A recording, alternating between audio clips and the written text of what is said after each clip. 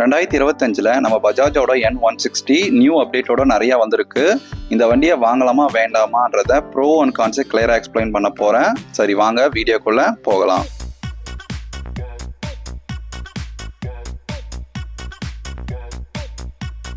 பஜாஜோட N160 ஒரு வழியாக இதுக்கு நம்ம எதிர்பார்த்துட்டு இருக்க டியூவல் சேனல் ஏபிஎஸும் சிங்கிள் சீட்டும் கொடுத்துட்டாங்க. ஆமாம், இதுதான் இப்போ புது அப்டேட்டு. சரி வாங்க இந்த வண்டியோட ப்ரோலேருந்தே ஆரம்பிப்போம். இந்த வண்டியோட இன்ஜின் செட்டப் பார்த்தீங்கன்னா 164.82 cc 15.68 bhp 8750 rpmலையும் 14.65 nm டார்க்கை 6750 rpmலையும் ரிலீஸ் ஆகிற மாதிரி கொடுத்துருக்காங்க. நான் ஆல்ரெடி இதோடைய N160 நான் ஆல்ரெடி சின்னதாக ஷார்ட் ரிவ்யூ மாதிரி போட்டிருப்பேன். அது வேணால் நான் கார்டில் தரேன் பாருங்கள். ஸோ அதில் நான் சொன்னது என்ன அப்படின்னா, ஆக்சுவலாக அந்த இது இன்ஜின் செட்டப், ஆமாம் சூப்பராக இருக்கும் இன்ஜின் செட்டப்னு ஆல்ரெடி அதிலே எக்ஸ்பிளைன் பண்ணியிருப்பேன். பஜாஜ்லேயே நான் ஆல்ரெடி NS400 இதெல்லாம் நான் டிஸ்கிரைப் பண்ணி ஆல்ரெடி போட்டிருப்பேன். ஸோ நான் அதில் சொன்ன மாதிரி தான் இன்னமும் இன்ஜின் செட்டப்பில் எந்த சேஞ்சஸும் கிடையாது, அதே மாதிரி தான் இருக்குது. உண்மையாகவே சூப்பராக இருக்குன்னு சொல்லலாம். பஜாஜில் வைப்ரேஷன் இல்லாத நல்ல ஒரு ஸ்மூத் இன்ஜின் அப்படின்னா கண்டிப்பாக N160 பார்க்கலாம். இதோடைய பர்ஃபார்மன்ஸ் வைஸ் உண்மையாகவே நல்லா இருக்குன்னு சொல்லலாம். நான் லாங்கும் எடுத்துகிட்டு போயிருந்தேன். செகண்டு இதோடைய டாப் ஸ்பீடு நான் ஒரு 120 வரைக்கும் ட்ரை பண்ணேன். நல்லாவே இருக்குன்னு சொல்லலாம்.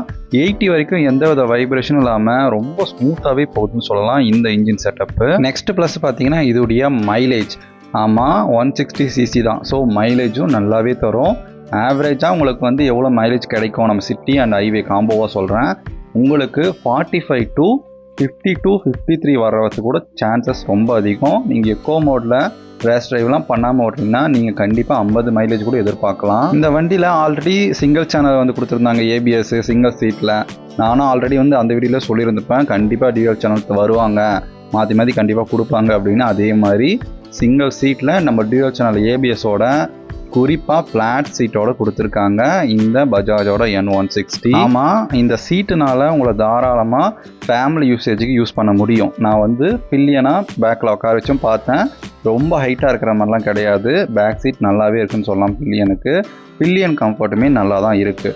2 பேர் தாராளமாக உட்கார வச்சு போக முடியும். அது மாதிரி தான் கொடுத்துருக்காங்க. சேஃப்டி ஃபியூச்சராக டியூவல் சேனல் பிரேக்கிங் சிஸ்டமே நல்ல பைட்டோட சூப்பராகவே இருக்குன்னு சொல்லலாம். பிரேக்கிங் வைஸுமே சஸ்பென்ஷன் எடுத்துக்கிட்டிங்க அப்படின்னா உங்களுக்கு 31 mm டெலஸ்கோப்பிக்கும் ப்ளஸ் பேக்கில் மோனோஷாக் நைட்ராக் சஸ்பென்ஷன் தான் கொடுத்துருக்காங்க.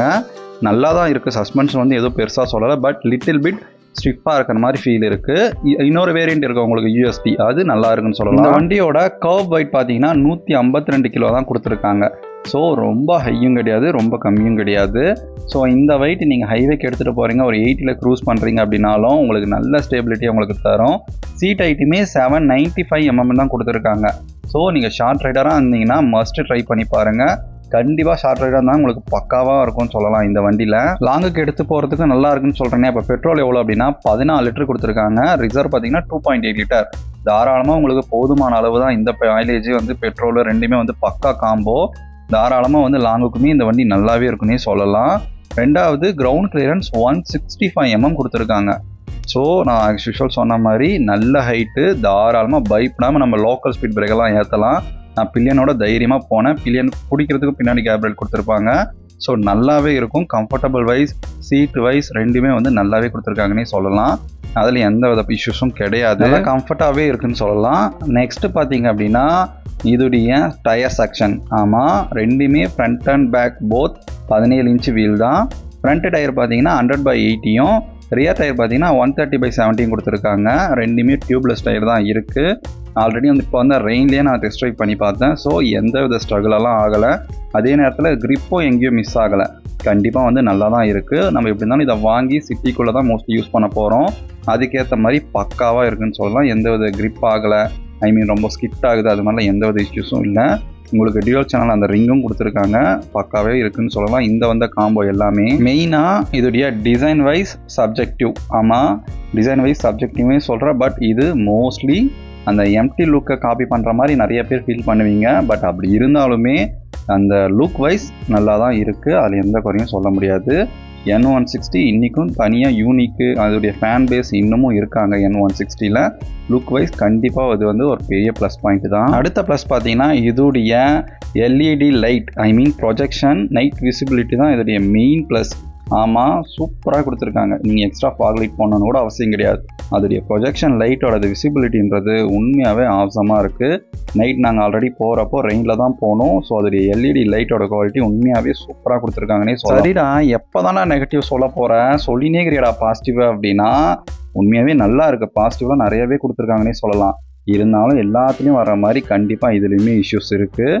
சரி வாங்க, நீங்கள் வெயிட் பண்ணிகிட்ருக்கிற நெகட்டிவ்குள்ளே போகலாம். ஃபஸ்ட்டு கம்மியான இஷ்யூலேருந்தே ஆரம்பிப்போம். இது எனக்கு பர்சனலாக இருந்தது. ஓகேங்களா, நான் வந்து 6 feet டால் மேலே இருப்பேன். நீங்கள் ஹைட்டாக இருக்கீங்க அப்படின்னா மஸ்ட்டு டெஸ்ட் ட்ரைவ் பண்ணிட்டு எடுங்க. எதுக்காக சொல்கிறேன்னா, உங்களுக்கு இந்த வண்டி சின்னஸாக இருக்கிற மாதிரி ஃபீல் இருக்கும். ஆமாம், சீட் ஹைட் கம்மி, ஆல்ரெடி சொன்ன மாதிரி.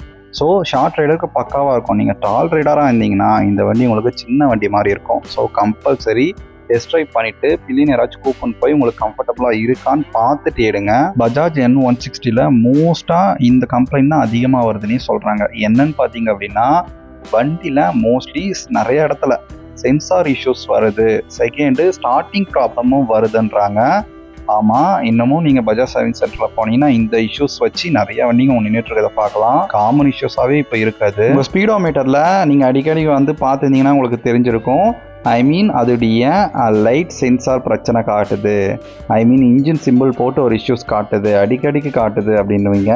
ஆமாம், இப்போ வர வண்டியில் மோஸ்ட்லி இப்போ வர N160லையுமே அந்த நிறைய இஷ்யூஸ் வந்து நிறைய கஸ்டமர் ஃபீல் பண்ணுறாங்க. இது அவங்க சைடில் நீங்கள் எடுத்துகிட்டு போய் விட்டிங்கன்னா சரி பண்ணி கொடுத்துருவாங்க. பட் இதுவும் இந்த இஷ்யூஸ் எல்லாம் இருக்குது இந்த வண்டியில், அதை தெரிஞ்சுக்கோங்க. நெக்ஸ்ட் இஷ்யூன்னு பார்த்தீங்க அப்படின்னா அதோடைய ஹீட்டிங் இஷ்யூ. என்னடா சொல்கிறேன், ஹீட்டிங்கா அப்படின்னா, ஆமாம், இதில் ஆல்ரெடி ஆயில் கூல்டை கொடுத்தாங்க, மறுபடியும் தூக்குனாங்க, மறுபடியும் அடுத்த அப்டேட்டில் எடுத்துன்னு வருவாங்க. வந்து ஆல்ரெடி பஜாஜ் நான் சொல்லவே தேவையில்ல, அதுலேருந்து தூக்கி இதில் போடு, இதுலேருந்து தூக்கி அதில் போடு, புது வண்டியை பேரை போடுன்னு சொல்லிட்டு இது மாதிரி மாற்றி சொல்லிட்டு ஒவ்வொரு அப்டேட் படி வந்துனே தான் இருக்க போகுது. ஏன்னா ஸ்பீடோமீட்டரை பற்றி பேசவே மாட்டேங்கிறீங்கன்னா இந்த ஸ்பீடோமீட்டர் நல்லா பார்த்துக்குங்க. இந்த ஸ்பீடோமீட்டரோட டிசைன் எங்கேயோ பார்த்த மாதிரி இருக்கும். ஆமாம், மோஸ்ட்லி இப்போ வர வண்டியில் எல்லாத்துலேயும் அப்படி தான் கொடுத்துட்ருக்காங்க. இதை பற்றி நம்ம பெருசாக பேச மாட்டோம். ஸோ தேவையான ஃபியூச்சர்ஸ் எல்லாமே கண்டிப்பாக அந்த ஸ்பீடோமீட்டரில் உங்களுக்கு இருக்குது. இப்போ சொல்கிற இஷ்யூஸ் மோஸ்ட்டாக பாதி பேருக்கு இருக்குது, பாதி பேருக்கு இல்லைன்னு சொல்லலாம். Chain noise. ஆமாம், என்னடா சொல்கிறேன், அது ஒழுங்காக ப்ராப்பராக பண்ணால் உனக்கு ப்ராப்பராக பண்ண தெரியாதா அப்படின்னா, கண்டிப்பாக வந்து ஒரு 250-300 கிலோமீட்டர் நீங்கள் ஓட்டினாலே செயின் நாய்ஸ் வர ஆரம்பிச்சிருது. மறுபடியும் அகெயின் வந்து எல்லா ப்ராசஸும் நீங்கள் செயின் லூப் பண்ணி மறுபடியும் ப்ராப்பராக டைட்டன் பண்ணி ஓட்டுற மாதிரி இருக்கும் உங்களுக்கு இதுக்கு வண்டியை. கண்டிப்பாக இதுவுமே உங்கள் மெயின்டெனன்ஸ் வச்சுக்கோங்க.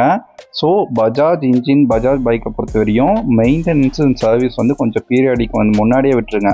நீங்கள் எந்த அளவு கேர் பண்ணி பார்த்துக்கிறீங்களோ அந்தளவு உங்கள் வண்டி நல்லாவே பார்த்துக்கொண்டே சொல்லலாம். மற்றபடி வேறு எந்த இஷ்யூஸும் கிடையாது. சரி, ஃபைனலாக என்ன சொல்கிறேன், வாங்கலாமா வேணாமா அப்படின்னா கண்டிப்பாக வாங்கலாம். நல்ல ஃபியூச்சர்ஸ் நல்லா தான் கொடுத்துருக்காங்க. நான் கண்டிப்பாக மஸ்ட் பே தான் சொல்வேன். எல்லா ஃபியூச்சர்ஸும் சேஃப்டி ஃபியூச்சர்ஸ்லாம் கொடுத்துருக்காங்க. வேறு ஏதாச்சும் உங்களுக்கு டவுட் இருக்குது, ஏதாச்சும் வேணும் அப்படின்னா கீழே கமெண்ட் பண்ணுங்கள். எனிவேஸ், தேங்க்ஸ் ஃபார் வாட்சிங்.